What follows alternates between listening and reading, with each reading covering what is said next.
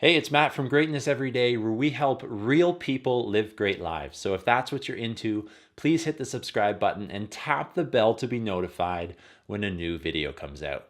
In today's video, I wanted to talk to you about the idea of thinking big, and that's an acronym that stands for books, individuals, and goals. Over the past year, I've really taken a look at the influences in my life because they play a huge role in our personal development.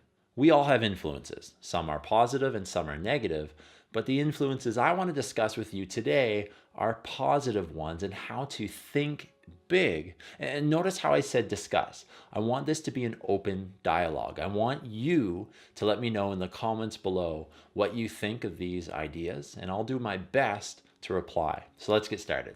The B stands for books. If you were to take a look at some of the most successful people in the world, you would see that a common habit of theirs is that they read, and they read a lot. Warren Buffett is one of the best investors of our time, and he credits a big reason for his success on his reading habits. The first thing he does every day is read, and when he was asked about his key to his success, he said, "Read 500 pages like this every day." That's how knowledge works. It builds up like compound interest. All of you can do it, but I guarantee many of you will not do it. Reading is such a great way to obtain information on whatever topic you're interested in. I've incorporated reading into my daily routine this year, and I'm hooked. I'm building up my personal library because I now understand how valuable books are, and I want to be able to grab a book when I need it. I need a reference for something, or lend books out to friends I know could use them. My challenge to you is to make sure that you read every day. I just want you to get started reading and then increase the time you read as you created this habit if you don't have it already.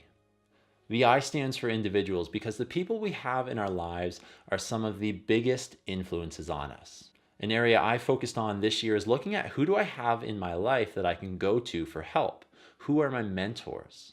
I shared a quote on our Instagram page the other day that said, "You're the average of the 5 people who you spend the most time with." And it couldn't be more true. Think about the 5 people you're closest with. Are they good influences on you or bad influences? Do they create exciting opportunities in your life, or do they suck the energy out of you? The relationships we create and choose to maintain contribute massively to our lives for better or for worse. But remember that I said choose, because we ultimately have the choice to keep people in our lives. And if they consistently and intentionally do things against our good, we don't have to keep them in it. My challenge in this section is to have you write down the 5 people who are closest to you and how they influence your life. They should support you, encourage you, and ultimately challenge you to live your greatest life. But do they? Ask yourself what things they do that would help you and what things they do that hurt you. A great exercise for me is to say, what would it look like if my closest 5 weren't in my life? What would be better and what would be worse? I hope that you can make the time to answer these questions. Think about your responses and look at who's in your starting 5 and who needs to be benched. The G stands for goals, and this is where it all comes together in my opinion. One of my favorite sayings is, if you fail to plan, you plan to fail. And that's definitely true when it comes to setting goals. You need to know what you want to accomplish so you can figure out how you want to accomplish it. I like to think of goal setting as a staircase. My ultimate goal is represented by the entire staircase, and how I'm going to accomplish that goal is represented by each individual step. So let's say that my goal is to make $1 million, and that's represented by the entire staircase. And in order to make that goal happen, I have multiple steps I have to climb up.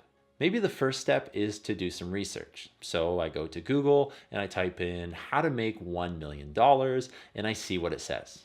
I then move up to step 2, and let's say my next step is to find a mentor. So I go talk to my friend's uncle, whose net worth is $10 million, and I ask him to mentor me. That step is complete, and I move up to step 3, which is to meet with him and create a plan and come up with how I'm going to make the money.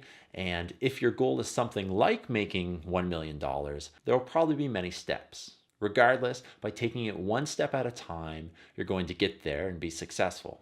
So today I want you to write down 3 goals. I want you to write down a personal goal that you have for yourself.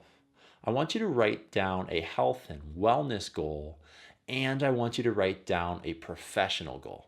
By doing this activity, you will have something to work towards and maintain your focus. So that's the idea of thinking big. I want you to complete the challenges that I had during this video. So tell me that you're in by commenting, "I'm doing it," in the comments below. If you like this video, please click the thumbs up button, subscribe to our channel, and follow us on Instagram for daily inspiration and encouragement to live a great life. You can also visit our website at www.greatnesseveryday.online. Thanks for watching, and I'll see you in the next video.